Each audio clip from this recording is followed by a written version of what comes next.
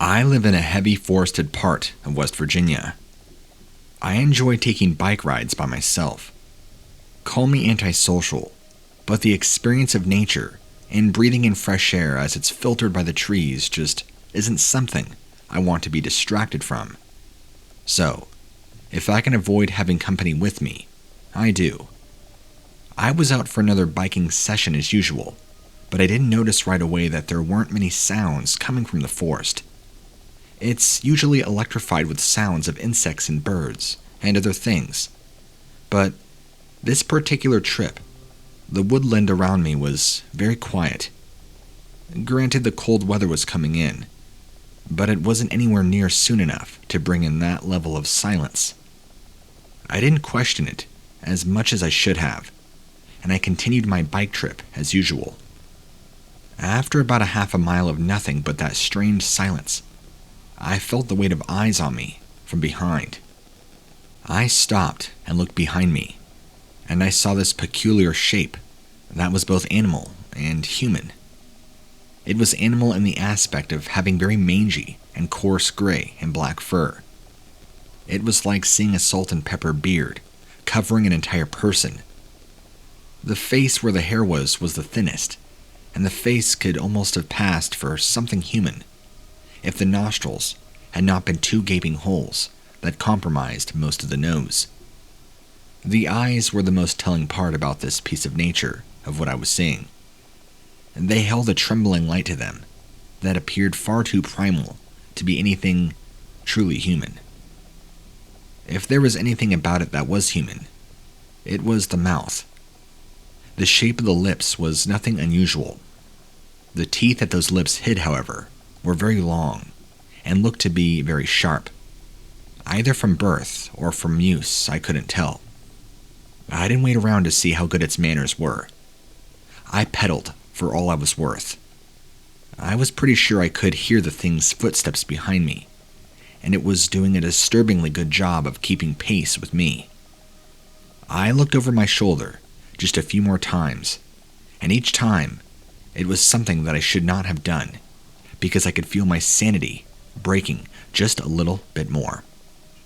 So, I entered a survival state where I pedaled and I pedaled and I pedaled, and no matter what I saw or heard, I could instantly remember my legs burning from exhaustion. But something inside of me was able to push them to keep going. I even pedaled until I left the park. A close call with traffic was all that brought me back to my senses, and that's when I collapsed. At some point, the thing had broken off in a quick pursuit, but I don't know what point that was. It triggered a mechanism of preservation in me that I had never experienced before, and I hope I never experience it again. It's the fleeting feeling of not wanting to die.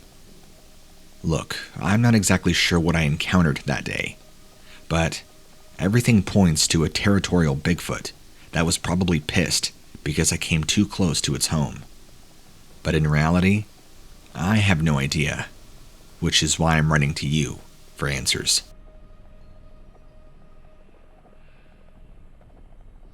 As a police officer, you have to be prepared for anything and everything. You never know what you are going to be called to do, or what you might find. Preserving life, protecting people and property. Yes, they are the backbone of our job, but my motto is always expect the unexpected. Maybe it stems from a childhood listening to Coast, and watching The Night Stalker, progressing onto things like The X-Files, and even Supernatural. I've always believed that we are not alone, that humans and the animals on this planet that we know about are just the tip of the iceberg. That isn't to say that I walk into what I presume to be a normal shout, thinking that I might be facing some sort of monster. But, as I said, I like to keep an open mind. If it helps the validity of this story, the day this happened was nowhere near Halloween, and no, it was not a full moon or a dark, stormy night. Although it was early in the morning, right about 2:43 a.m. to be precise. See, third shift doesn't bother me. and I am perfectly happy working in the dark. Although the majority of the time we work with a partner, there are times we end up on our own. Protocol and common sense that we don't enter anything dangerous until we have backup, obviously. But you can swing by somewhere in the squad car and just check it out before summoning the cavalry. So, when a call comes in about a possible disturbance in a warehouse that had been disused for years, I said I would swing by just to check it out before heading back to the station to collect my partner, who had been caught up in an interview with a suspect for an earlier job. My first thoughts were probably a homeless person, or kids doing the whole urbex thing, or possibly raccoons. But I'd go and have a look before heading back in for a night of coffee and more paperwork. Yay. Pulling up to the warehouse, I wondered who the hell had even called it in. There was nothing else out here. The warehouse had appeared to be abandoned, and it looked like it needed a demolition team out here, not a police officer.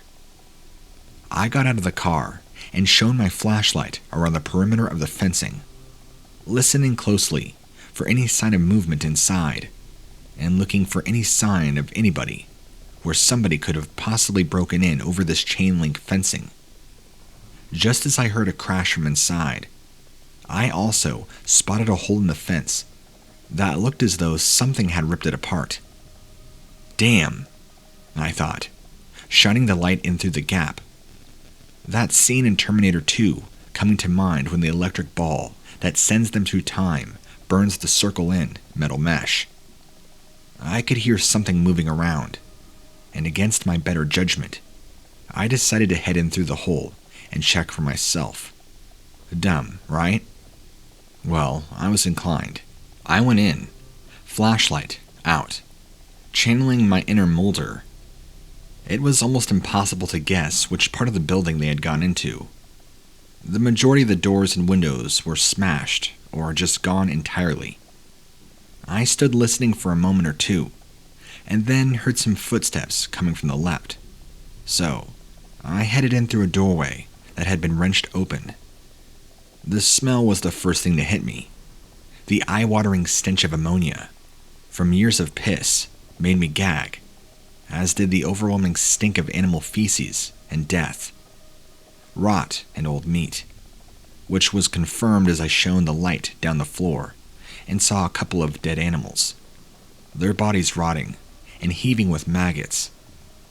Utterly revolted, but by no means the worst I have ever found, so I quickly moved on to the area that I had believed I heard the shuffling sound coming from. Sure enough, the closer I got, the clearer I could hear somebody banging around, seemingly making no effort to disguise the fact that they were there. I bet you're wondering at this point why I hadn't radioed for backup yet. This could have been a meth lab, a body dump. Why didn't I call in? The answer is simple. At that moment, I didn't feel danger. I was overcome by a morbid curiosity, the such of like I had never experienced. It sounds cliché, but I felt as though I was being drawn to it. And I finally rounded the corner and I saw it. You'll no doubt have noticed how I have changed to now refer to it. There was no way this thing was human, or purely animal, because it stood in the corner of the room I was now in, what looked to be an office once upon a time. It must have been around 7 feet tall, as it towered over me. It was very lean, and appeared nude, but it didn't seem to have any features defining a sex or a gender. A long torso, which looked like pure muscle, with too long to be human arms, and conversely, 2 strong, thick-looking legs, which stood upon what appeared to be feet. I can't be absolute on that, but they sure looked like goat's hooves. It was very pale in color, and I couldn't tell if it had hair on the body or not, but it did not appear to be covered in fur, perhaps downy fluff. This all led up to its head and face. I say face, but again, it's almost hard to actually refer to it as that, as it didn't have the features you would expect. The head itself was large and oval-shaped. No sign of any hairs or ears. As for the face, well, have you ever seen a photo of a sandworm? It has like this huge gaping mouth full of tiny teeth. So imagine this head. Tiny specks for eyes and then this huge old mouth full of weird, twisted, distorted teeth. I wasn't 100% sure if it could see or just sense me.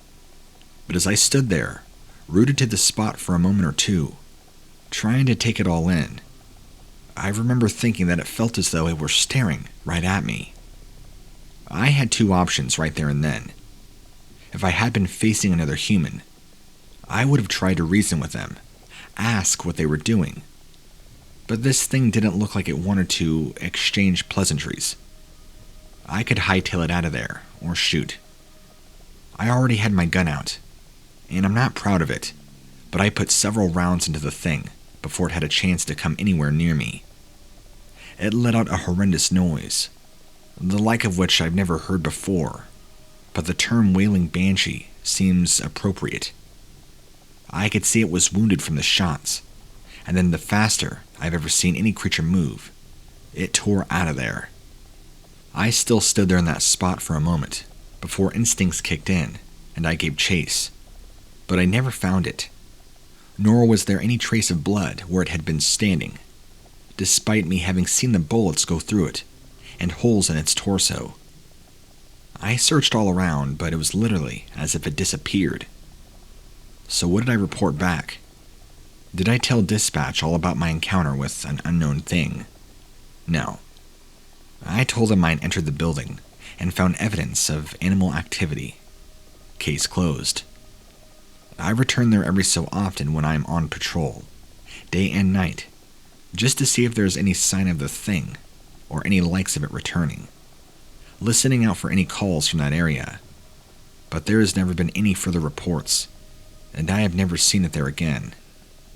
Did I kill it? If so, where did it go to die? And why has nobody found the body? See, on my off time, I really enjoy listening to channels like yours, and I figured as an officer, I felt it right if I sent you my own personal encounters, and this is probably the one that tops it all. Thanks for listening.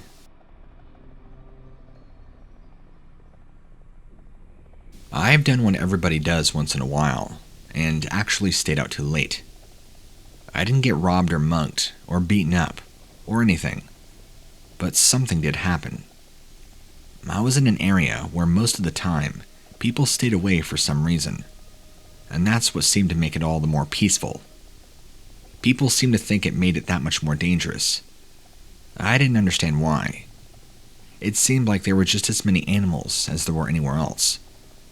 What I did know about it is that it made itself known over my head. I heard what sounded like a bird, crossed with a helicopter, if you can imagine such a sound.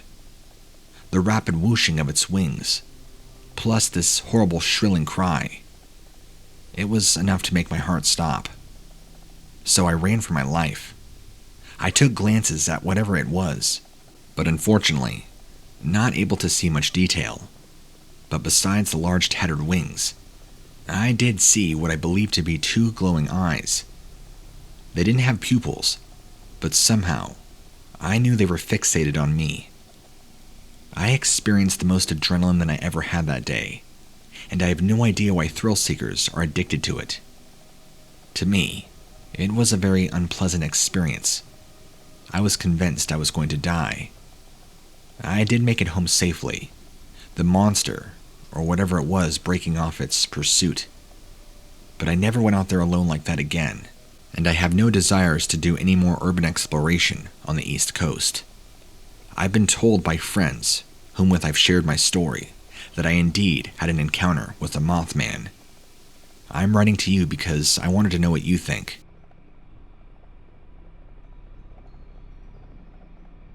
About 4 or 5 years ago, I had decided to see how long I would last in the desert. Of course, I had taken some emergency supplies with me, but I didn't plan on using them unless I absolutely had to. I'd always wondered how people were affected by exposure in the heat and in the open. I did fine for the first 15 minutes. Afterwards, I was sweating so bad. Whether it be stupid or not, I resisted the urge to dip into my bag and get the water that I had. I didn't plan on reaching for it until I was starting to feel lightheaded. The feeling never came, but I did question my senses when I thought I saw an owl perched on top of a dead tree. It just seemed like an animal that was terribly out of place in that environment. I pinched myself and blinked just to make sure I was not hallucinating, and apparently, this bird was very real. I wondered if it was in distress, like possibly an abandoned pet. All of my concern for it vanished when it hopped into the air, came down towards the ground, and its legs got longer. The wings too stretched out longer, closer to the shapes of arms. At first, I thought it was growing antlers, but then I could see that it was a sort of headdress. The entire thing's body was mostly dark, and I could not make out distinct features, but it had two eyes that glowed a dull yellow, as if they were reflecting from the sun. It was eerie and supernatural. It approached me in a way that looked menacing. My sentence heightened, as did my levels of stress. I fought off a twisting pang of panic as I tried to remember what the area had looked like on Google Maps. I took a chance that there was a nearby road over a sand dune, and for once, it was an accurate guess. But it was going to be several minutes before I could reach it. I didn't look behind me to see if the thing was on my heels or not. So when I reached the road, I was half delirious and nearly got run over. When I was able to look around me, the thing had been chasing me was gone. I'm not even sure if my pursuer had got me very far. Probably just far enough to think it was funny. Some part of me seizes up anytime I see anything referencing an owl. Here's where things get even more disturbing. Some of my very close friends are Apache, and having expressed my story with them and my concerns, they told me that what I encountered was an evil being. They had some word they used for it, but basically, it sounds like I encountered some sort of evil shape-shifting witch, in which they told me I need to go see a medicine man and get blessed. That's probably the wildest encounter that I've ever had with anything out of this world.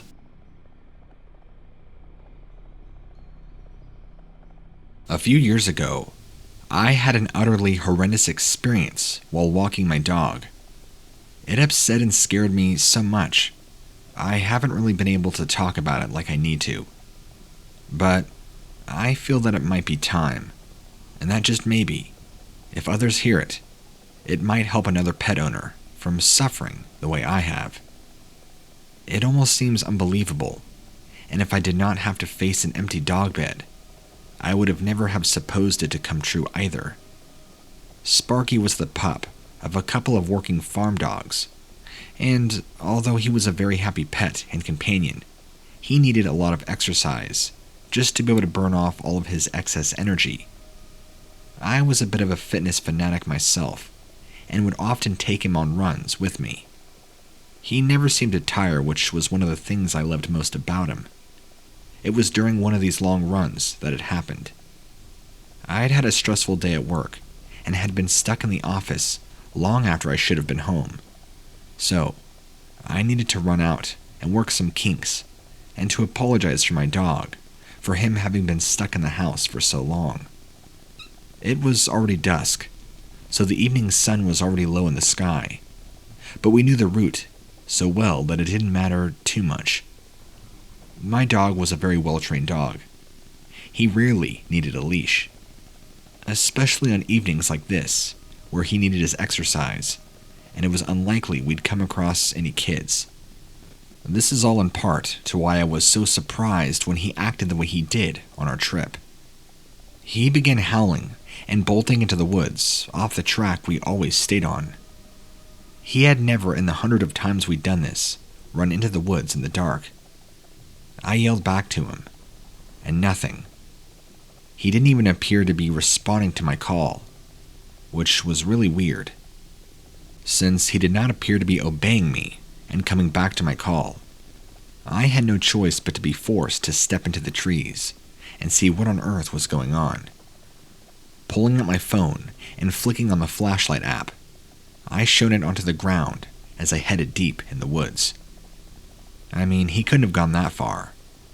I could kind of hear him faintly panting and whining, but it made my heart freeze up.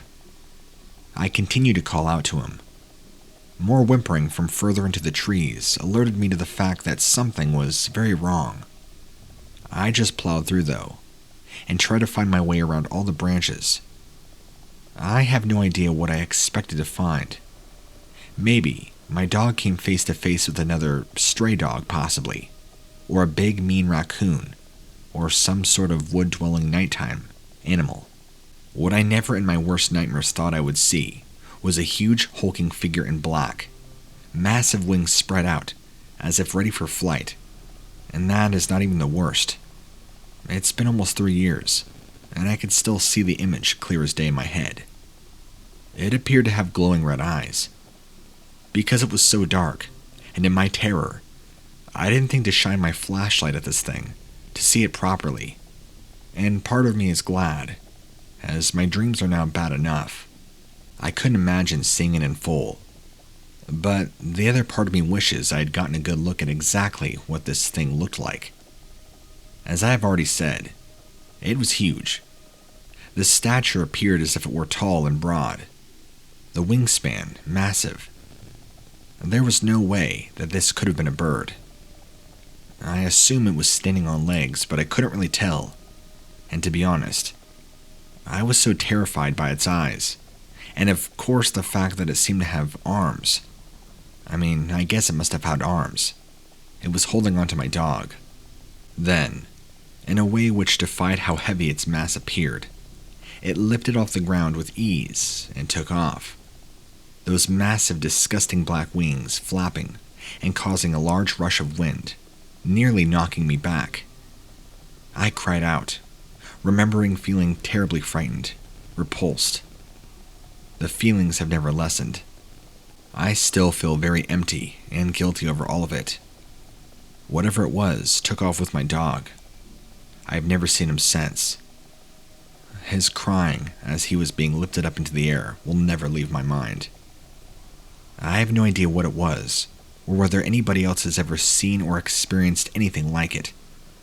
I can still see the red eyes in my dreams. It's like it's haunting me forever. Either this is just a misidentification with some unknown animal that lives in the woods and is a nocturnal predator, or I really did come face to face with a demon with an appetite for dogs. Please, help me. Over the years, my favorite hiking trail has been overrun by troublemaking kids. The type that spray paint dirty messages and pictures on trees. The stuff that completely ruins it for enthusiasts like me. I went for a walk after a particularly hard day, and I'd made up my mind if those kids gave me any kind of trouble, I would like to personally teach them a lesson. By the time I was out for a walk, I wasn't paying any attention to nature like I should have. I was just begging for a chance to get my hands on one of those dumb kids. That's when I saw movement in the trees, darting in and out of the openings. Without double checking, I automatically assumed that it was one of the kids, up to no good, probably trying to spray paint something else. My senses were trying to tell me that I had made a big mistake. The air seemed to change, and it seemed charged, like with electricity. My nose was then assaulted by a bizarre smell that I couldn't place. Something like a horrific body odor smell, mixed with wet dog, and maybe a tint of blood. I ignored my instincts and pushed onward, hoping it was possibly just maybe a dead animal off in the bush. I openly challenged whoever was circling me to come out and show themselves. Probably some dumb kid, afraid of getting caught. Well, they did. And it certainly wasn't a kid. It stood over me, with an air of being proud of itself. The face could have been human if it weren't completely covered in fur, and the nose didn't have an ape-like look to it. Jagged teeth poking out from the bottom lip nearly punctured and scraped its cheeks. It nearly looked at me and studied me in a curious fashion. Between the stench and the shock, I nearly passed out. Before that could happen, I sprinted away, but I made the mistake of not looking where I was going and face planting directly into a tree. It knocked me unconscious, and I woke up, expecting to be either kidnapped or covered in lacerations. But my only injury was what I had sustained from kissing a pine. My nightmarish visitor had left me alone. Part of me even wonders if I actually saw what I think I saw, what I can believe to be a Bigfoot. Part of me wants to believe that I had seen one of those kids wearing a very elaborate Halloween costume. But how did they get so tall? I might be taking a break from hiking for quite a while.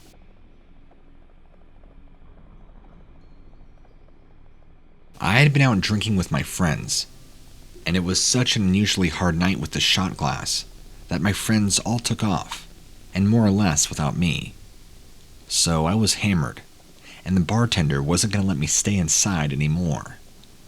Luckily at the time, I didn't live that far away, and theoretically, I could have walked home. I live in a small town, so nothing is very far from anywhere. Sadly, that also goes for the edge of town. Somewhere in my stupor, I must have made a wrong turn and ended up at the outskirts, where we're hemmed in by about 10 acres of thick woods. My night vision is bad enough, but under the influence, I simply couldn't see the trees in darkness, and I thought I was just going into a dark part of town. There's something about being drunk and walking that is so much worse than being drunk and sitting down. I suddenly felt very tired, so I tried to look for a place to bed down for a minute. It was in the middle of summer, so there's no reason why sleeping outside would be a problem.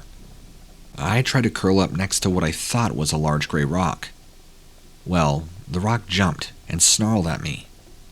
The rock went from standing on 4 legs to standing on 2, looking down at me with eyes that were more intense than I could even describe. I was pretty sure that I was screwed in that moment, and made me sober up nearly instantly. The one night my friends abandoned me and I got lost, I happened across the only living werewolf that I've ever seen, or at least what I can describe looked like. I felt like I was standing there for a long time, just staring at this thing, while it studied me like a prey.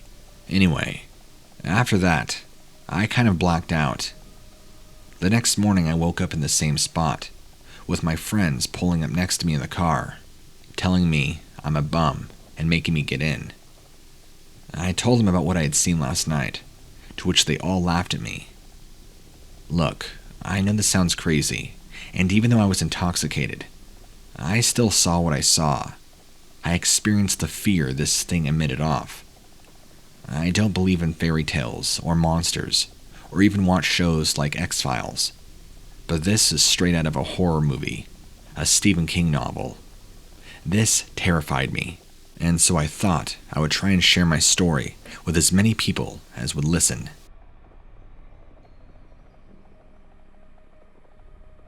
One day, I was driving home in the rain when I really needed to use the bathroom, and I was still at least an hour away. It was typical, as it was pouring and dark, and I wasn't exactly near any services where I could stop off and use a facility. Hell, I would have taken a gas station even. But you're never that lucky, right? Also, I needed to go. This wasn't something that could be solved by parking up and taking a whiz by a tree. And my stomach was really cramping. A couple of miles later, and I was seriously beginning to wonder if I was going to have to squat by the side of the road, and I saw a sign for a rest stop with restrooms. Now, I understand how you got to be careful, as these places are a haven for sickos and rapists. But I'm a big guy, and I was pretty sure nobody would want to be anywhere near the restroom once I'd finished. The relief was well worth the risk, especially with how gross roadside toilets are. Just as I was finishing up, I heard a noise. I continued, and then I heard what sounded like footsteps. I finished, and made to open the door and let myself out, when I heard shuffling, a real heavy breathing coming right outside the stall. Now, I didn't jump straight to, unless there is a monster outside the door. Not in the traditional sense, anyway. I did wonder if whoever was out there was maybe some sort of crazy looking for some deliverance kind of fun, and I was in no mood for that. Annoyance took over from fear, as I just wanted to get the hell out of there, and wash my hands. So I swung the door open, preparing to meet some weirdo. But when I opened the door, I was greeted with something I'm not exactly sure what it could have been, which is why I'm letting you know, in the hope that you or one of your listeners might be able to help me. First off, this thing was huge. Otherwise, I would have just punched it and ran the hell out of there. But this thing looked like me. Punching it would be the same as hitting a brick wall. A lot of pain for me, and no real effect on it. It wasn't tall, but it looked like it was built of pure muscle. So the top of the torso was like a man, stacked and built, very bodybuilder. The legs were hairy, and the feet reminded me of hooves. The skin part were all gray. It had average-looking arms, except for being very pale and gray. The head was messed up, kind of goat-like, and it was very weird and scary. Huge, disgusting, scaly parts of its body, and more weird skin, like a bat. Look, I understand what I'm telling you makes no sense, but when I looked at it, that's how I felt. Nothing made sense. And for just a moment, I stood there staring at it. It was a blessing my bowels were now empty. It huffed a huge, rancid breath, and somehow, I managed to harness that initial annoyance I had felt over the utter and abject terror, and use my strength to run and flee and race to my car.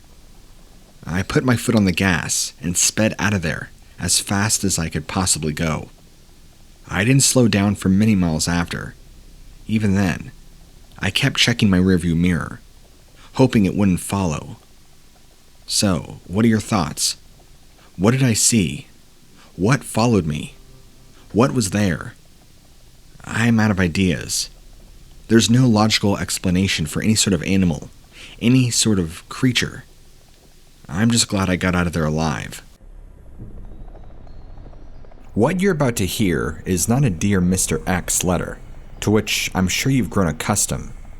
This came from a conversation that I had, which quickly turned into a live interview with a friend of mine who lived in my neighborhood until very recently. His name was Gabriel. So today, I thought I would try telling you this story rather than reading it from the perspective of the person who lived it. Let me know if you enjoy this style, and I'll do it this way every so often. If you don't like it at all, don't be shy, just let me know. So, anyway, one evening, he and I were talking when the topic of discussion meandered into the territory of the strange, a thing that is quite common when I talk to people, as the key words began to pop up: ghosts, vampires, dogmen, glitches, etc. I noticed a peculiar spark of familiarity, a passion in his eyes that told me without a doubt he himself had seen something in his time. Gabriel was a native of Costa Rica. He grew up most of his life there before immigrating to the States. When I asked him if he had ever seen anything odd, his eyes widened. "Yes, I did," he said, half excited, half under his breath. "Have you ever heard of cadejos?" I had not. As he spoke, I ran an image search of the Spanish word. Gabriel's eyes shifted, almost looking past me, as he recounted the story of a dark night in San Jose, Costa Rica, when he was only 10 years old. He lived with his mother, father, and older brother in a small suburb called Las Animas, meaning City of Lost Souls. The family home was a brand new construction on a street with only 2 houses that were separated by several empty lots. Gabriel's father was a metal worker, so he made sure his home was fortified with steel doors, door frames, and window bars to withstand the high crime rate of the small town. The small backyard was walled in to make it less attractive to robbers, and they had a Doberman guard dog named Rambo to keep watch when the family was out and about. The dog had to be trained to only accept food from Gabriel's father, because thieves in the area were known to try and feed poison to guard dogs in order to gain access to homes. In that neighborhood, there was typically an unspoken curfew for children after dark. If they were away from home and not with their parents or didn't have a ride home, they were basically to stay the night wherever they were, just to be safe. So, one night, Gabriel and his brother Miguel were over at their friend Carlos's house, who happened to live in the only other house on the street. They ended up staying until just after nightfall, but they really wanted to go home anyway. The 2 brothers debated with Carlos and his mother about walking home. Although both houses were extremely well lit with floodlights, there was about 75 yards of unlit dirt road and knee-high grass between them. Now, they had made the trek into darkness before, but always with their mother waiting outside, keeping an eye on them. This time, she was nowhere to be seen, making the boys feel a bit more apprehensive. As their debate continues, their mother finally stepped out and began to wave at them to come home. When they saw her, the boys began on their way at a jog as they turning back to say goodnight to Carlos and his mother as they went back inside. And this is where things get weird. When the boys turned back to look at their mother, she was gone. What they saw instead, standing across the street in the middle of a field a ways up the road, was a dog. The boys slowed to a deliberate walk as their old tennis shoes scraped along the unpaved, overgrown road. They stared at the dark figure in the distance, trying to decipher it. They could tell it was a dog. No surprise, they had 2. But it looked far too large and imposing to be one of their Dobermans. They noticed the glimmer of a thick chain wrapped around the dog's neck. The eerie sound of metal rattling permeated the night air. For a moment, they told themselves it was just Rambo, that maybe he had broke free of his chain and got out. The brothers argued over whether or not it was Rambo as they walked steadily toward the house. The closer they got to where the mysterious dog was, the more they noticed that it seemed to be growing in size. When they finally realized that what they were looking at was not their beloved Rambo, the 2 young boys halted in their tracks. Gabriel looked up at Miguel.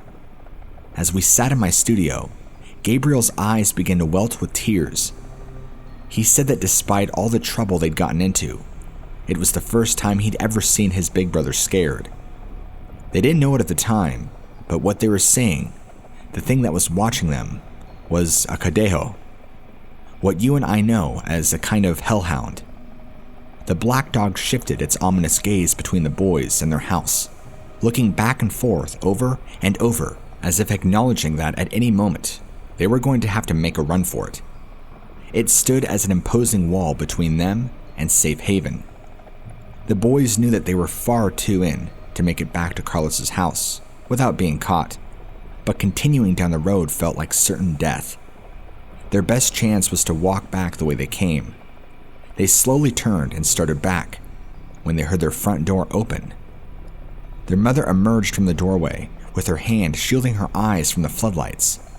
Throwing their fears to the wind, the brothers made the only decision that they could. They broke into a sprint, running harder than they had ever had before to save their mother. The hound's head shot toward her, and it catapulted its massive body into the air, leaping at least 30 feet in one terrifying motion before violently slamming into the ground and beginning its own mad dash toward the house. The beast cut a wide path through the tall weeds of the field, The loud metallic sounding of the chains intensified as it closed in. Somehow, the boys were able to get their mother before the hound, grab hold of her, and pull her inside. They slammed the door behind them and retreated inside. Their mother prayed in a state of disbelief as the front door trembled with blow after blow from the enraged monster outside. After only a few moments of excruciating terror, the noise suddenly stopped, replaced by a loud car horn blaring from outside the garage. Gabriel's father yelled at them to activate the metal-clad garage door from inside the house. Miguel hit the switch, opening the door, and was promptly scolded by his father for letting the dog outside. Gabriel and Miguel opened the front door and looked around, finding no signs of the beast. As they continued to investigate, they found poor Rambo cowering in fear, hiding in a small crawl space under the stoop of their porch. As I wrapped my head around this intriguing story, jotting down notes on my computer as quickly as I could, Gabriel's face lit up at my clear fascination with his experience. He told me, "You know what? I have another story for you. Have you ever heard of the La Llorona?" I told him I did, but that's a story for another time. I went to a tribal art school in Santa Fe, New Mexico, located on the south side of the city, literally the second to last building on the edge of town. Across the road to the south was another school, a 7th to 12th grade, alternative kind of school. Anyway, beyond that was nothing but open land, slight rolling hills covered in ankle-high desert scrub grasses, bushes, and trees here and there. This desert plain extends as far as you can see to the mountains, about 60 miles south by Albuquerque and beyond. Anyway, my first couple of weeks in my freshman year, I was just getting settled to college life and was lucky enough to score my own room and pretty much loving it. College was awesome.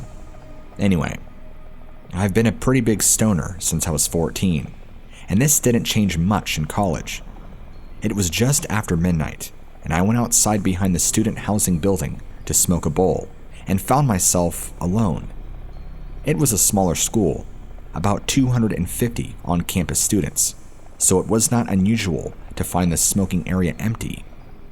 So I'm smoking some hash on a nice bowl of bud, listening to music, getting nice and stoned when I spot movement across the street. From vantage point, the road running perpendicular between my dorm building and the school across the street was on a bit of a hill, and the school beyond was lower on the other side. That is to say, the roof of the building across the street was at eye level, and the movement on the roof caught my eye. There was a pale, skinny person running on the roof of the damn school across the street, maybe 200 feet, maybe 250, away from where I was smoking. I watched this figure run the length of the building's roof and jump off, and where it leapt down, there was an exterior light that illuminated this figure. I stared for a couple of seconds, not really believing it, and noped out back to my room. This started a whole series of stuff related to the tall white figure out there. For 4 years, it was something I kept an eye out for. My ex-girlfriend saw on the road to school, and my roommate I eventually got had his own encounters with. I scored an RA position next semester and sold a ton of weed, so I was in a lot of gossip and stories around the campus. It was a small school, and I was somebody people talked to. I heard stories from other people. One time, I went to deliver a stash to my buddy down in the family housing on campus. During the day, mind you, and when I knocked, homie was looking through the blinds all sketchy-like. I gave him a hard time, because he knew I was coming by, and first thing he said to me was, "I thought you were that white thing." That chilled me, because I talked a lot about the sketchy white figure to a lot of people, but not him. So yeah, other people have seen it too. One family had an incident that left the mother seeking counseling or some kind of psychiatric help. I know this through my job as an RA, and damn, I'm sure it was a crawler. Anyway, I apologize for my rambling story.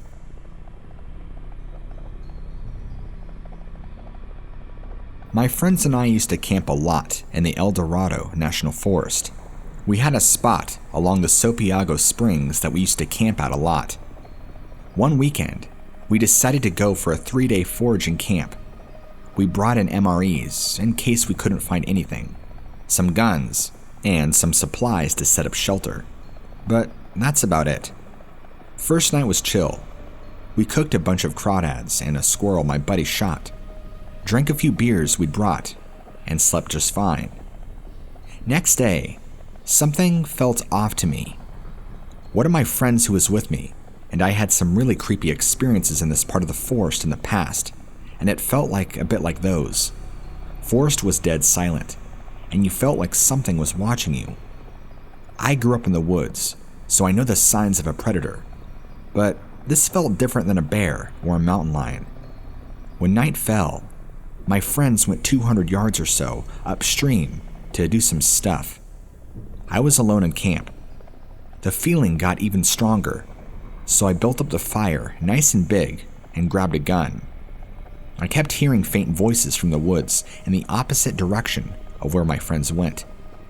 They were low, indistinct sounds, but they were creeping me out majorly, and my buddies had taken the only 2 flashlights. Poor planning in hindsight. As I peered out into the darkness, I caught a glimpse of something moving 50 yards or so out in the trees.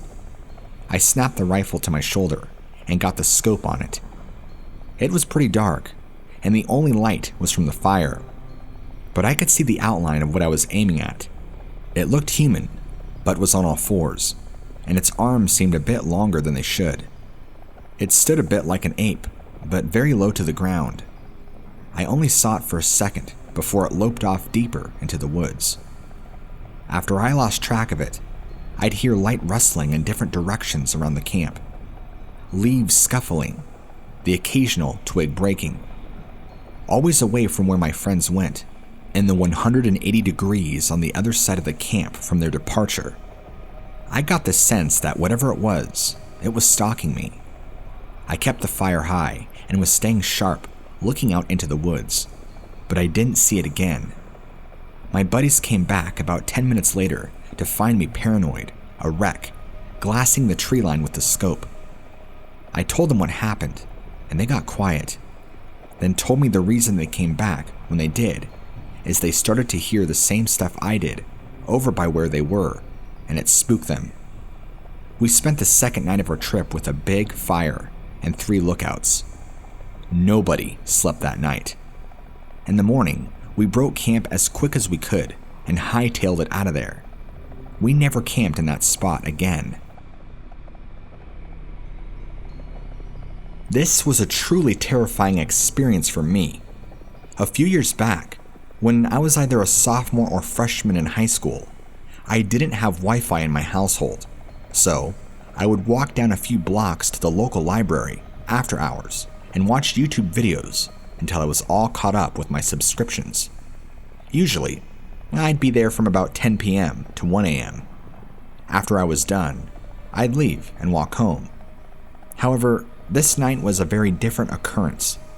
As a very superstitious person and one who believes in the paranormal, I am susceptible to late-night paranoia.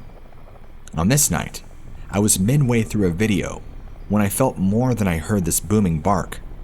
Initially terrified, I peeked around the corner of the library entrance for the source. Nothing was in sight, and this wasn't the bark of a normal dog. All bass, no treble, and it felt different. At this point, every single dog in the neighborhood erupted into a barking fit that lasted for about 5 minutes. Being terrified as I was, I ran across the street and barred myself behind a door leading to an apartment. I waited there with my handy knife at the ready for 20 minutes. I had planned to wait until dawn, but I just wanted to get home. So, as I ran home, the barking of the dog seemed like it was following me. In my heart of hearts, I truly believe I had a close encounter with a hellhound. Safe to say, I paid for my own internet from this point on. This is based on my own personal experiences with the paranormal, I grew up dealing with the paranormal and evil encounters with demons, but this experience by far takes the cake. It starts off when I was still in middle school. I'm 21 now, but back then, I was around the age of 12 or 13. My younger brother is also in this story. He was still in elementary school at the time, and he's in college now, when the story occurred. So, now let me take you back to the day that it happened. It was a normal school day, and me and my younger brother rode the same bus to and from school. Everything was fine up until we got inside our apartment home where me, my siblings, and my mom were living. In this particular moment we had arrived home, it was only us there. Nobody else was home yet from school or work. We headed straight to our rooms like we usually did to set our things down and relax in our rooms. At some point, my younger brother wanted to play games with me, but I got angry with him and mad over something I can't really remember. After fighting, we both went our separate ways in our own rooms. I do remember particularly that I put in a movie called The Blind Side to watch on my TV setup in my room. After a few minutes into the movie, my younger brother comes into my room, pale as a sheet, and says, "I just saw a dog in the bathroom." I looked at him as he was out of breath, and his eyes were wide with fear. I knew in that moment he wasn't kidding around. Otherwise, he would have been laughing by then. I immediately pulled him into my room and locked the bedroom door shut. He hid in under my bed under the covers, while I reached under my bed for a shoe case that I kept 2 Bibles in. I gave him my newer one, while I held the one that was old and falling apart. For whatever reason, as to why I grabbed them is beyond me. I had no idea why I needed them, but something within me just thought to grab them. While I did so, I joined my brother under the covers, and we hid for what felt like almost forever, until suddenly the locked door slammed open. It vibrated the entire apartment building, and we listened in complete and utter silence under the covers, not daring to remove them from our faces in fear of seeing whatever it was. During this time, I remember speaking to God in my mind and telling him to take over the situation we were in. I know it sounds dumb, but I didn't know what else to do in that moment. It felt like hours went by before I became brave enough to slowly lift the covers off my face. My younger brother slowly joined me, and I sat up to find nothing was in the room with us. It was completely silent, and nothing seemed out of place at all. We both got up and went back to back with the Bibles held out in front of us as we searched the entire house for whatever it was, but it was gone. After a while, we finally let our guards down, realizing it was gone completely. And I know you're probably wondering why I didn't just go look myself when my brother told me he saw it. Well, that's because the way he looked at me, with these huge eyes and being half out of breath without smiling or breaking into laughter, just kind of said it all for me. I always believed him, since we were the only 2 siblings who were closer to each other than anybody else in the family. We've both experienced some crazy things alone together. It's no surprise that this would happen. I'm sure you're thinking that's the end of the story, right? Well, a couple of days later, my mom wakes us all up very early in the morning because she's angry about something. Mind you, we all have no idea why she's angry. And by all, I mean me, my younger brother, and my 2 oldest half-siblings. Our angry mother tells us all to go into the living room, so we do. Now I forgot to tell you the setup of our living room. The front door is near the far left corner of the room. When you first enter our living room, you'll run into our TV and entertainment stand. On top of the TV is a family photo of my mom sitting in the center and each of us on either side of her. Before you enter the kitchen, there's a small half wall. On top of that half wall were individual pictures of just us kids. Now back to the reason why our mother was mad. Apparently during the night, someone had set all of our individual pictures face down, and our family photo on the TV was cracked where all our necks met up. She thought that one of us had done it and wanted a confession now. We each looked at each other and I remember specifically looking at my younger brother. He looked at me, and at the same time as well. He knew I wanted to tell her about the hellhound we had encountered, but he just shook his head in a no motion, so I never told her in that moment. Years after this incident, I asked my younger brother what he saw that day, and that's what he described it to me in full detail. I asked him how big it was, and he said it stood as tall as a kitchen counter. It had pointy ears that looked like horns, and its paws were bent backwards. It was facing towards the tub, and half of its body was behind the door. But when he saw it, he could hear it turning as its bones cracked to face his direction. Its eyes were a dark red, and its mouth was chipped open like a goat skull. It was drooling from the mouth, and its paw joints were bony. The minute he saw it, it tried to attack him. We both haven't forgotten about this encounter since then. We always call it the hellhound encounter. We definitely have experienced other scary things in the past if you're interested in knowing. I might write them down here to share them with all of you in the future. Thanks for listening.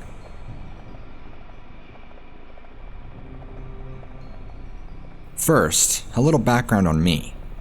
I live in Utah, and I go camping a lot. I've got it pretty much down to a wrinkle. Usually, I do a bunch of research papers on the areas where I plan to camp, even missing persons in the area, or unidentified remains that have been found, accidents, anything creepy of note, because I love macabre stuff like that. I was coming down from Salt Lake and wanted to visit my great-grandfather's ghost town first, which is unfortunately all on private property now, as well as check out Castle Gate Cemetery. If you don't know about the Castle Gate or winter quarters mining disasters, you should read about it. The Castle Gate Cemetery contains the remains of 171 men who died in a series of mine explosions on March 8, 1924. It's just really eerie, seeing the same date of death on all the grave markers. It was a very small town, and almost all men of working age died that day, leaving almost every woman in town a widow. The bodies were unrecognizable, aside from bits of clothing, so there aren't many names along with grave markers. Just a white cross with March 8th, 1924 inscribed on them. Anyway, my story isn't about that. My final camping destination was near Vernal, so I had to take a scenic route to get there. I really enjoyed the drive, so I started talking about it more on many trips to the Vernal area. Recently, my fiance, who we will call Colby, and I noticed some pretty sweet-looking camping spots along the way. So, we decided to camp there last month.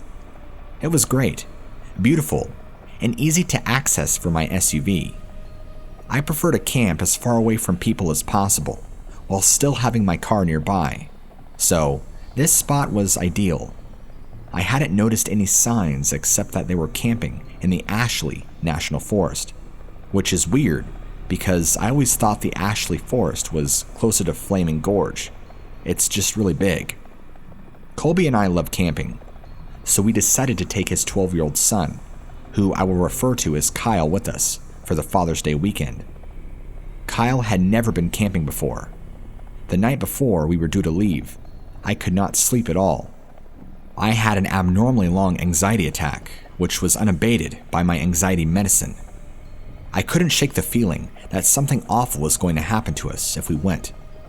I spent the morning crying and shaking, wondering if I was experiencing a legitimate gut feeling, or if it was just my mental illness causing me to think irrationally.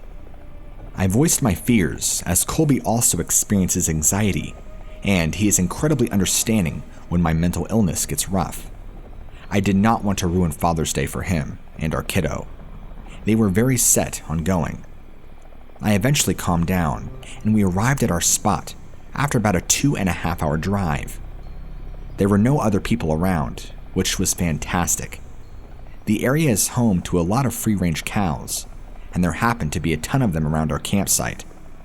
They kept their distance, and we left them alone, but we had a plan to jump in the car if they got too close or a bull came along. The weather was perfect.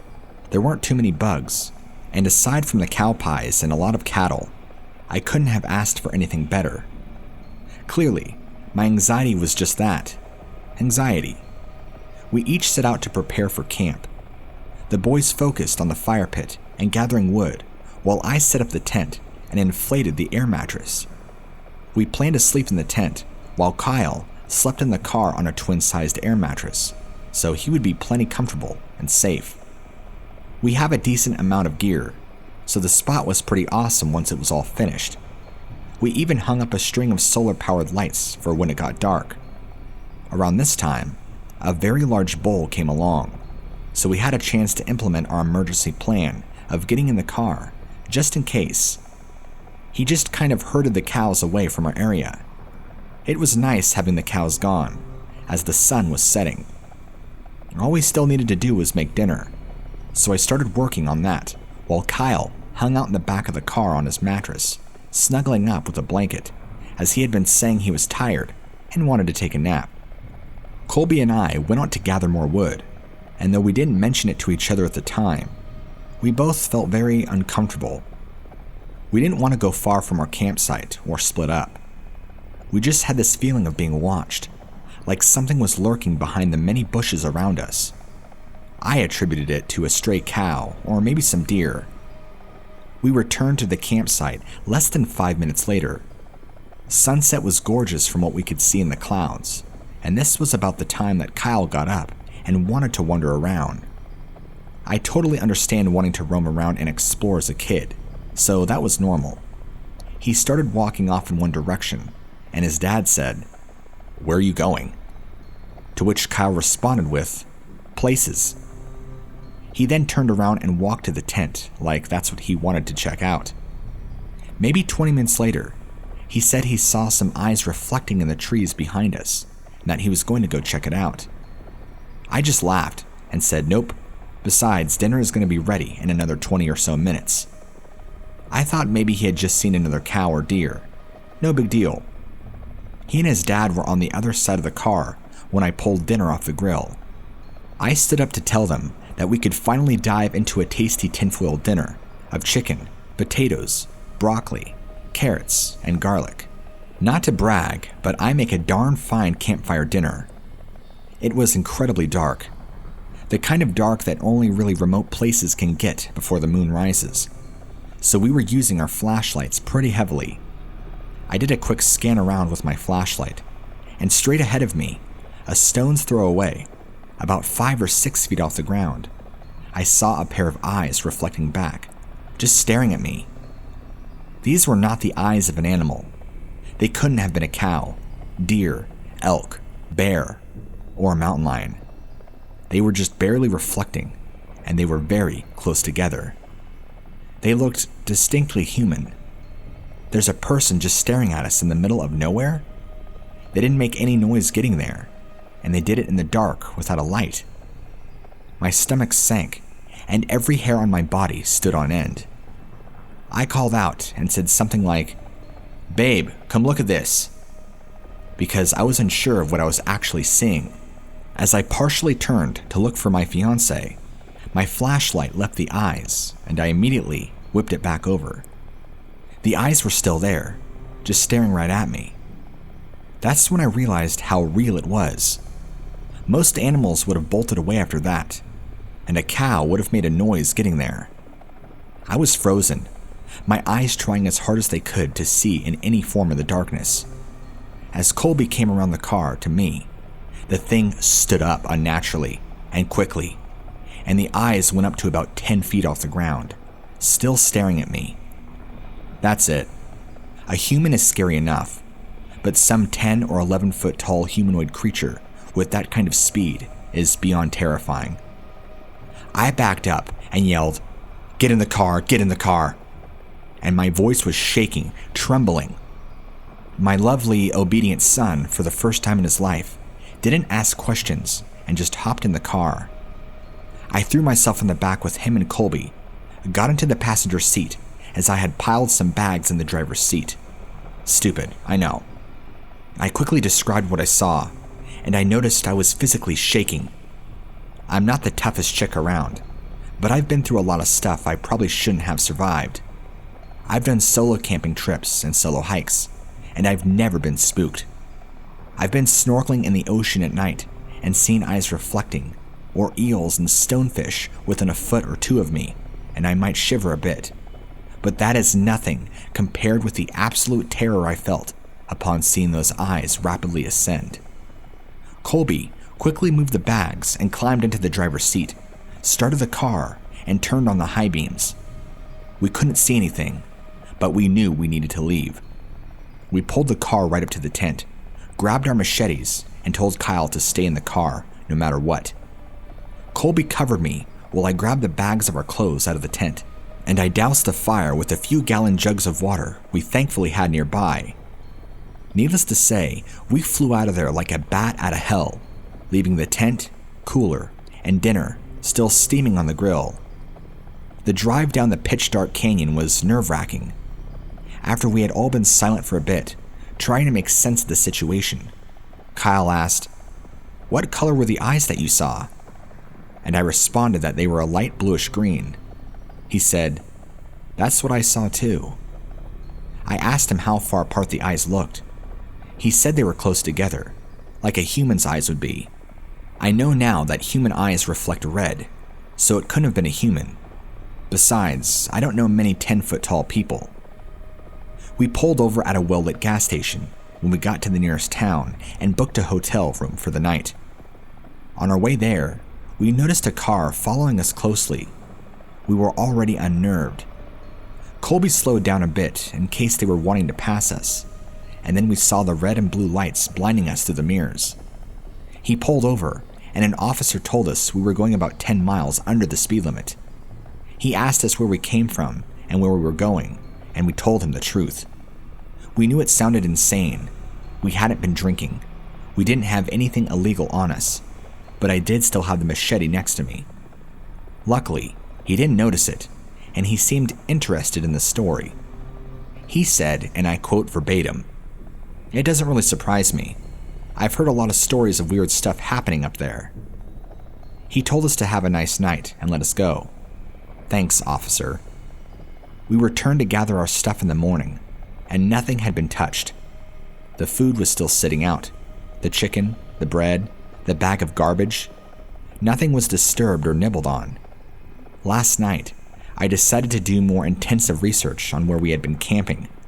I finally found the name of an actual canyon, Indian Canyon, and it turns out that Indian Canyon is a hot spot for paranormal activity and Bigfoot sightings. It's also very near the Skinwalker Ranch. Kyle thinks it wasn't a big deal, and that we were overreacting, which is okay. I don't want him to have nightmares about it or anything, and he seems totally okay with it, aside from the fact that he was deprived of the s'mores making experience. Maybe it was nothing, but maybe it wasn't. I'm not taking my chances.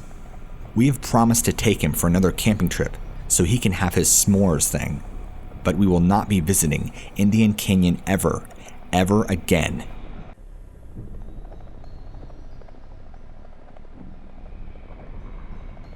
So, in about 2012, my then boyfriend lived in Sweden. I live in Canada. He came to visit me, and during one of the evenings, I woke up to something strange perched at the foot of the bed. It was a pale, thin humanoid figure. It was completely hairless, and the legs seemed to be bowed in some way. It seemed to walk on all fours, despite looking human. I couldn't see much of its face since it was looking away from me. It looked a lot like the creature from the fictional story, The Rake. When I gasped, it hopped off the bed and into the darkness. My partner heard me and woke to ask me what was wrong. I didn't tell him as to not alarm him while trying to rest. In 2014, he was visiting once more, and we were once again in bed sleeping.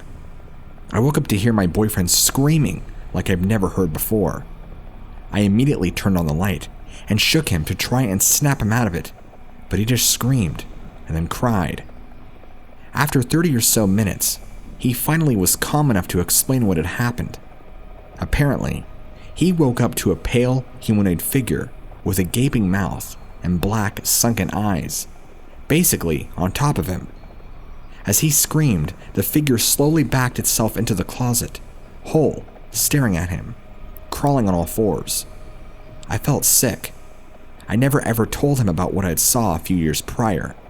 There's no way he could have known and described what I saw perfectly like that. Now, here's why I'm telling you this. It's shown up again.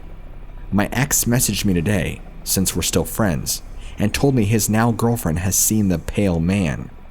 They were asleep, and apparently, she woke up to see this thing stalking around the room, and it noticed her, frozen in fear, so it crawled up next to her.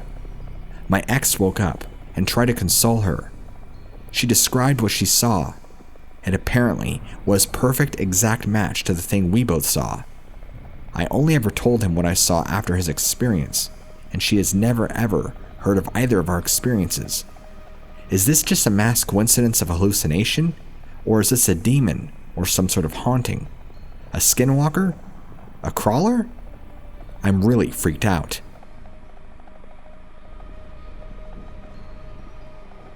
Names and details leading up to this encounter aren't very important, so I'll just set the scene. Two 14-year-old girls go on an isolated Kentucky mountaintop a few hours after I flipped the ATV, injuring my friend's leg.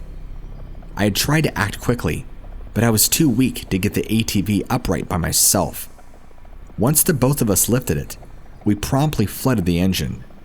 A woman of action, I helped my friend up, put it in neutral, and decided to push the ATV down the mountain, with my friend occasionally tapping the brake. Suddenly, she halts our progress and asks me to jump on the back. In front of us was a monster of a snake. It was the fattest, angriest hog snake I've ever seen, right across our path, blocking us. By this time, it was almost dusk. Because the snake was easily the size of my arm, we decided to just stare it down, waiting on for it to crawl. Finally, I could push again, though I wasn't thrilled about walking next to this lazy flat goblin. I didn't have a long way to go, and we'd be able to coast on down, or maybe my parents would come searching for us. There was still plenty of light, but the sky was pink from sunset. Simultaneously, our heads snapped to look behind us. I'm not entirely sure why we even looked. There wasn't a sound, no twig snap. It had to be something instinctual, because we both looked back at the tree-lined path that we'd slowly come through. Every hair that I owned raised. My blood ran cold in an instant. I spared one quick glance at my friend, mostly because I hadn't seen it yet. She had. She was completely frozen, and I followed her gaze to about 15 feet behind me.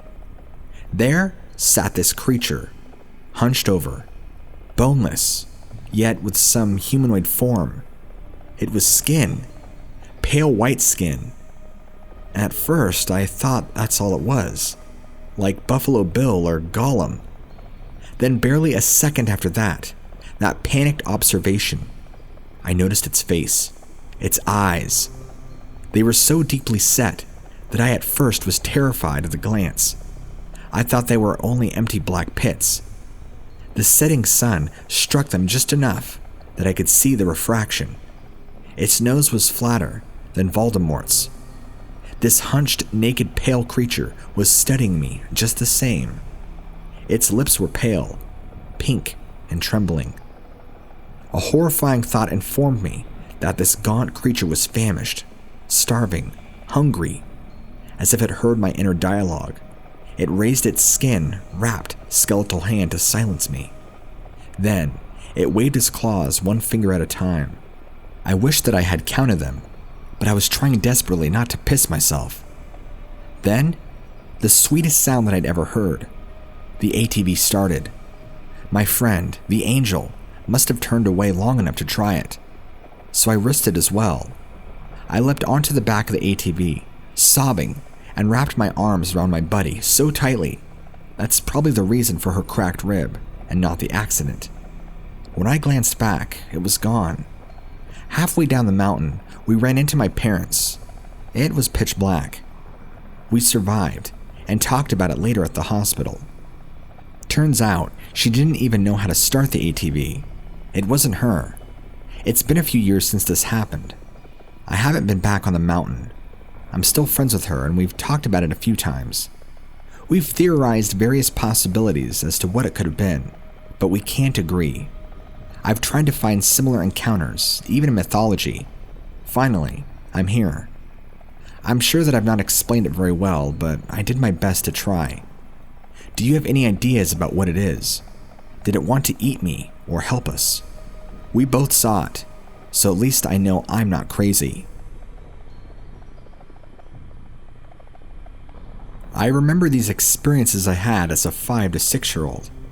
I usually slept in my own room before I became a paranoid child. I had a twin-sized bed in my old house.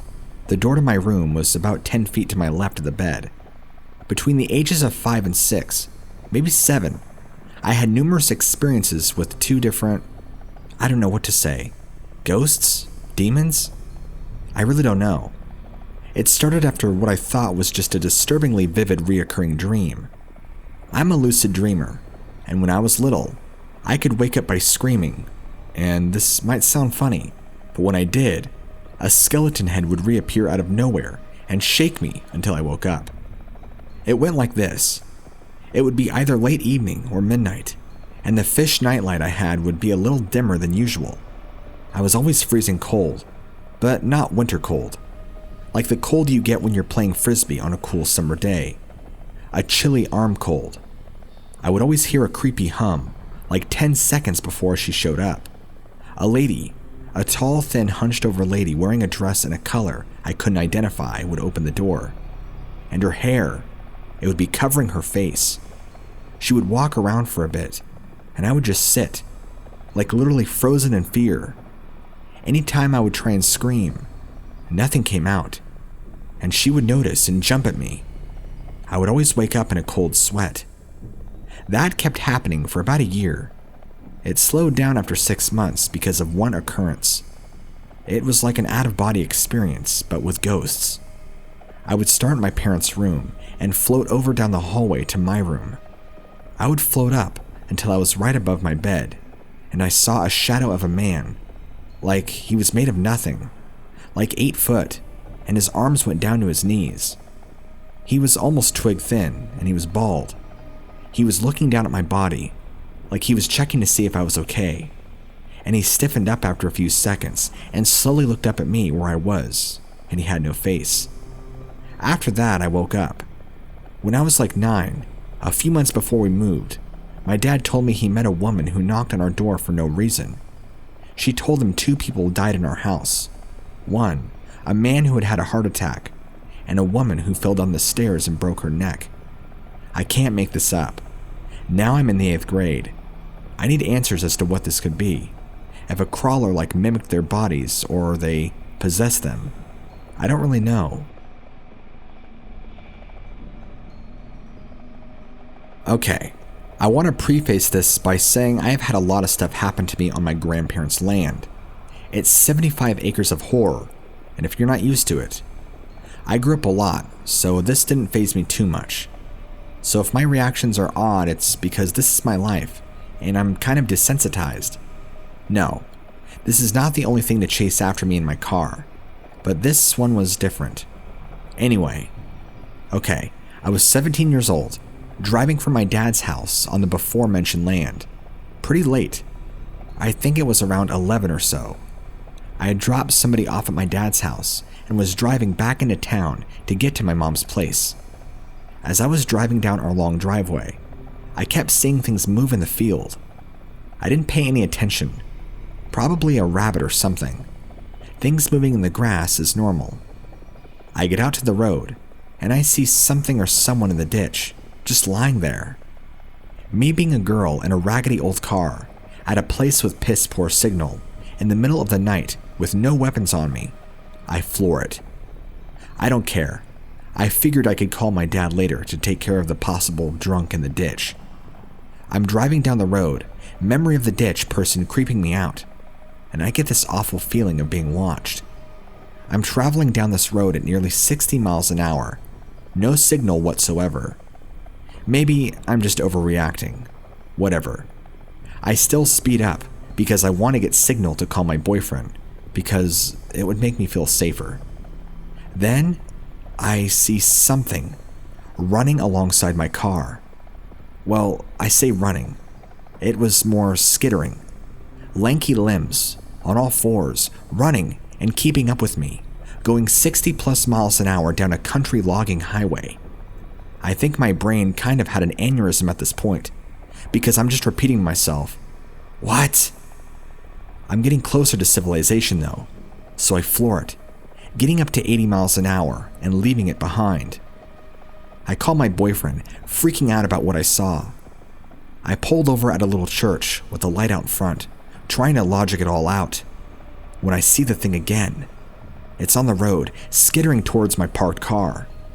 Before I have time to pull out, it's on me, hitting my car hard enough to dent the rear bumper.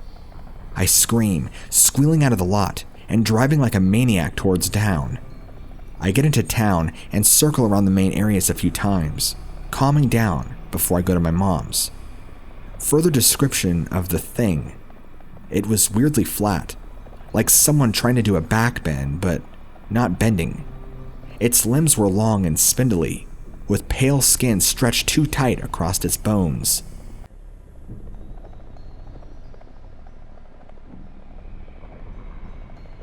I believe I have a strange incident worth mentioning that involves the Mothman, but I'm not entirely sure. I'll leave it up to you to put those pieces together.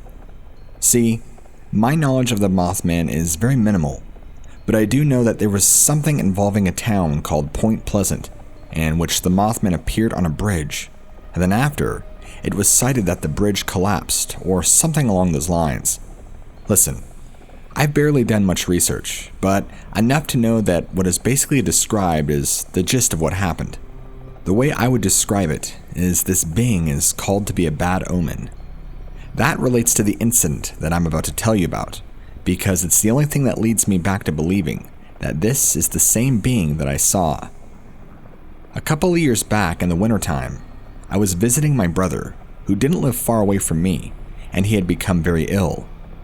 The doctors were not able to figure out what exactly was wrong with him, and his illness had taken him to such a depth that I had to start taking time off work to seriously help him out. He wasn't married and didn't have any kids, so him and I were really all each other had. Mom and Dad had passed away long ago, and we were still very close. His illness continued to get worse and worse, and he would have random bouts of night terrors, extreme vomiting, deliria, sometimes totally forgetting who he was and where he was at. He would fall unconscious at random times, appearing to have seizures. Blood tests, CT scans, you name it. Every test under the sun doctors ran on him, but nothing would come back conclusive. It was truly baffling. Doctors and nurses could not find anything wrong with him. He even tested for cancer, but came back negative on multiple occasions. Then, he went through a period where he seemed to be surprisingly getting much better, much faster than he was deteriorating. He was regaining his energy and strength like never before, and for the first time in a long while, I was able to be independent.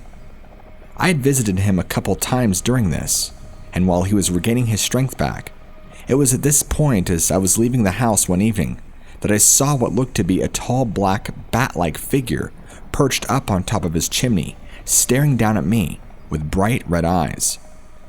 I don't know what I was looking at, or if I was having an hallucination or what, but I got out of my truck and I shook my fist at it and told it to get away from my brother. I thought it was a demon, but little would I know that it was truly coming for his life. I screamed at it, I cussed at it, I called it everything under the sun, and it just sat there, looking at me, and then in a flash of light, flew off. I've never felt so angry before. I understand you might consider my reaction crazy, because most people would not have reacted that way. Most people would have been terrified to see what I did. But the overwhelming feeling of this thing coming to prey on my weakest, sickly brother made me sick, even if his condition was drastically improving at the moment. Let me explain. I'm very overprotective over my brother, and always have been. I would find myself in bouts of bravery, even at times where normal people should have been terrified over the course of growing up. That involves high school bullies and other abusive situations between my father, him, and I. He's my flesh and blood, and I'll always love him, even if he is gone and in a better place. I would later on research and find out what it was that was on his chimney, and everything seemed to point to the whole Mothman phenomenon, which I had nothing on or any knowledge about. I do remember reading something about the whole Point Pleasant Bridge and it crashing, and just a bunch of other sightings of people have had in the time being. I think I've mainly brushed it off the time and tried not to think too much about it. I didn't care if I saw a supernatural being or not. I wasn't going to let it do anything to my brother, because honestly, that's the feeling I got from it. As soon as I looked into its eyes, into infinity, I couldn't shake the feeling like it was the Grim Reaper coming for my brother's soul. A few days go by, and I get a call from one of his close friends who's at his house, telling me that his condition has suddenly decreased and he needed to be transported to the hospital ASAP. Of course, I raced over there, doing all I could to take care of my brother, and we called an ambulance. He was taken to the hospital, where he had received great care, but his conditioning kept worsening. About 2 days later, he passed away in the hospital. Even his cause of death was unknown, and the doctors marked it as a natural cause. They conducted an autopsy, but reported nothing abnormal. His death was the hardest thing to ever have happen to me in my life, and I'm still not fully recovered from it. I don't think I ever will. You just don't recover from something like that. The meaning behind me telling you this isn't about the fact that I lost my brother. It's the fact that I want to know what I saw, and if it had anything to do with his sudden passing. You look at the Point Pleasant situation, and it appearing there was like an omen. Is this one of those superstitious situations where if you see the Mothman, something bad is going to happen? That's what I begin to question, and my sanity has soon slipped away. I'm not sure about anything anymore, and no research I can find is truly concrete. I'm just asking you for answers, since you seem to know a lot about this kind of stuff and the paranormal. The only thoughts I can honestly confide in is that my brother is now in a more peaceful state. I don't know what mystery illness he had, or why he died when he did, even though he seemed to be getting better. But he's gone now, and I'm still fighting day after day to accept it. The best thing I could do at this point is to get answers as to what and why. Believe me, I know if I see the Mothman again, he's probably going to be coming back for me, and he ain't going to win so easily. I won't let him.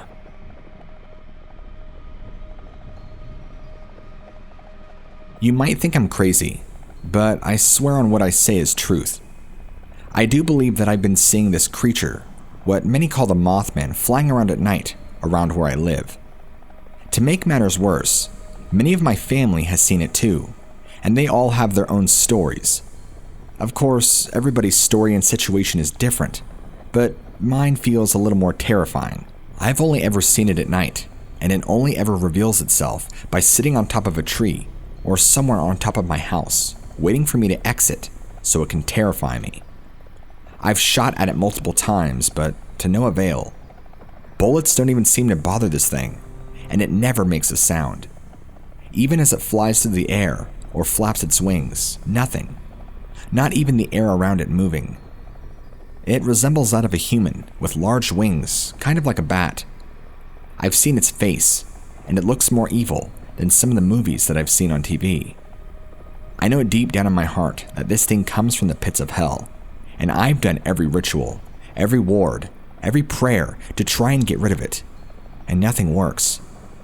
I don't know why it's stalking me and my family, but it seems intent on getting something that it wants. I just don't know what that is yet. It doesn't appear every night, but it shows itself often just to let me know that it's there.